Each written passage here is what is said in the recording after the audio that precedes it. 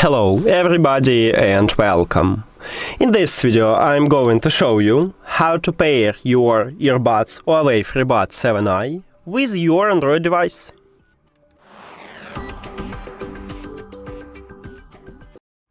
You have to start by open Settings and then go to the Bluetooth or connected devices. Now you need to click Pair New Device button at the top, but not all Android phones have this button. Maybe you need to only enter to the Bluetooth like on iOS. But I need to click on it. After that, open the charging case. If your earbuds, if it's your first connection, earbuds enter to pairing mode automatically.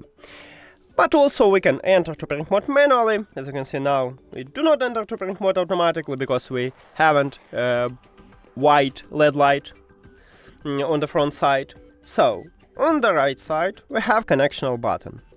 Press and hold at this button for at least 2 seconds.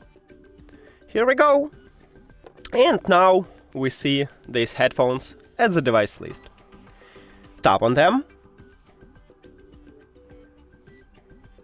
and then click Pair. And we did it!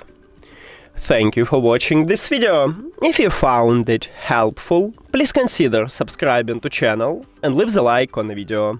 See you later!